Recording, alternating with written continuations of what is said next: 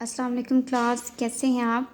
Hope so कि आप सब ठीक होंगे। आज हम फ़िज़िक्स की ऑनलाइन क्लासेस का स्टार्ट लेते हैं। चैप्टर 7 से स्टार्ट ले रहे हैं हम।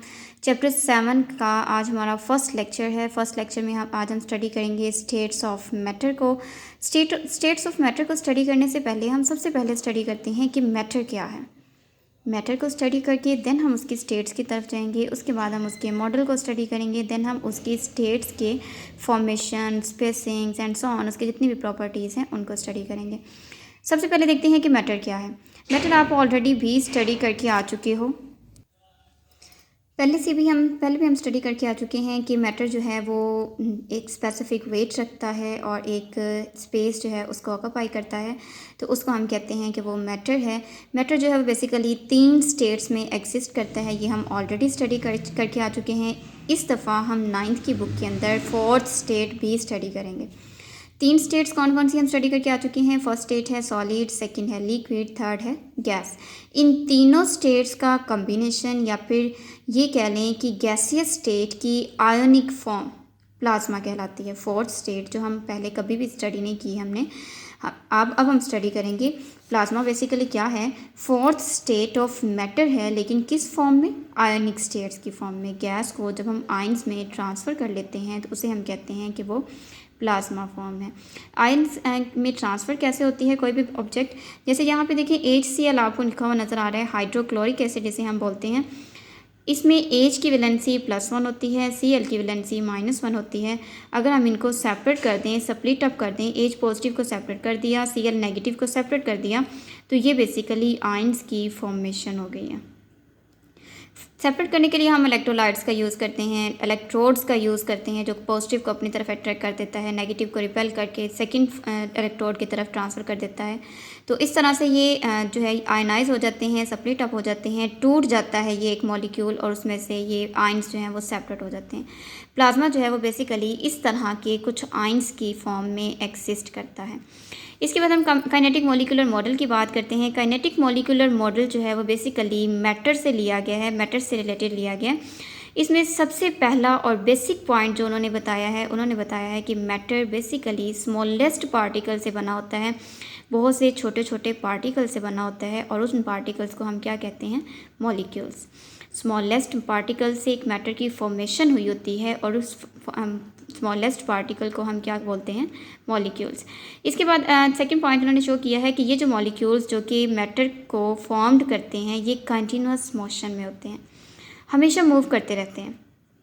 मीन्स के कंटिन्यूसली ये मोशन में रहते हैं, मुसलसल मूव करते रहते हैं। और थर्ड पॉइंट उन्होंने बताया है कि जो ये मॉलिक्यूल्स हैं ये आपस में अट्रैक्शन भी रखते हैं। एक मॉलिक्यूल दूसरे के साथ कुछ ना कुछ अट्रैक्शन रखता है, कोई फोर्स ऑफ अट्रैक्शन रखता है, और इस तरह से ये काइनेटिक मॉलिक्यूलर मॉडल एक्सप्लेन किया गया मैटर के लिए। मैटर की जिस स्टेट की भी बात करें, ये तीनों पॉइंट्स उस स्टेट के अंदर एग्जिस्ट करते होंगे। इसके बाद हम उसकी स्टेट्स की तरफ आ जाते हैं। स्टेट्स हम ऑलरेडी काफ़ी दफ़ा डिस्कस कर चुके हैं। अगर आप लोग देखें तो आपको ब्लॉक्स में ये स्टेट्स नज़र आ रही हैं, जैसे ये सॉलिड बनाई गई है, ये लिक्विड बनाई गई है, एंड ये गैस को शो किया गया है। सॉलिड्स के अंदर अगर आप नोटिस करें तो मॉलिक्यूल्स काफ़ी करीब करीब नज़र आ रहे हैं। इट्स मीन्स कि मॉलिक्यूल्स के दरमियान में जगह बहुत कम होती है सॉलिड्स के अंदर। एग्जांपल अगर हम ले लें तो chair, table, ball point, board marker, page and so on, वो सारी चीज़ें जिसके अंदर मॉलिक्यूल्स के दरमियान में जगह बहुत कम होती है, उन्हें हम बोलते हैं कि वो सॉलिड्स हैं।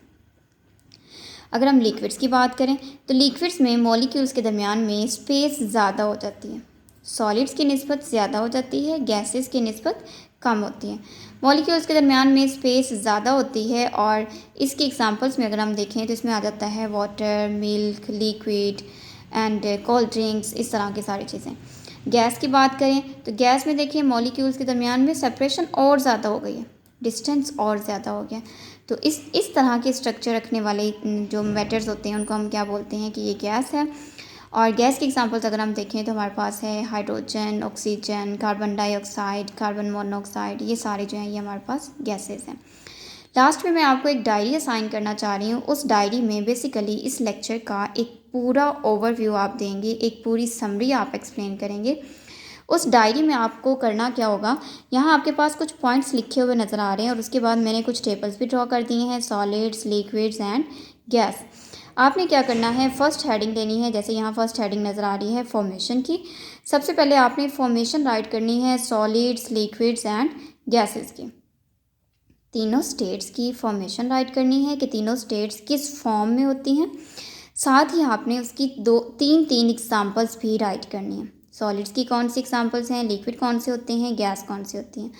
इसके बाद आपने इसकी स्पेसिंग बतानी है। मॉलिक्यूल्स के दरमियान में जगह कम होती है, ज़्यादा होती है, किस में ज़्यादा होती है, किसकी निस्बत कम होती है, ये सारी चीज़ें आप सेकेंड लाइन में बताएंगे।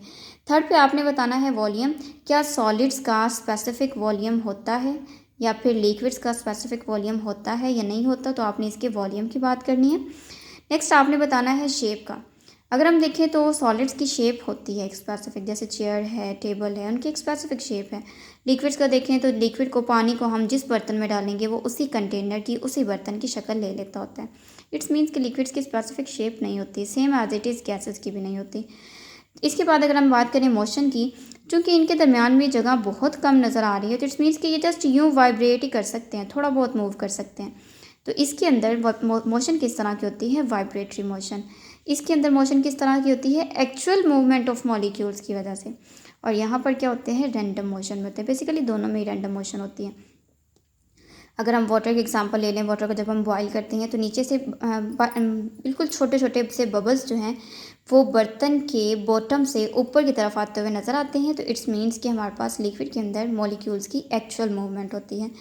लास्ट में लिखा हुआ है फोर्सेस। आपने फोर्सेस का बताना है कि किस में फोर्सेस ज़्यादा होती हैं दो मॉलिक्यूल्स के दरमियान में। यहाँ तक कि आपने इंटर एंड इंट्रा, दो मॉलिक्यूल्स और एक मॉलिक्यूल के अंदर दो एटम्स के दरमियान में फोर्सेस को बताना है।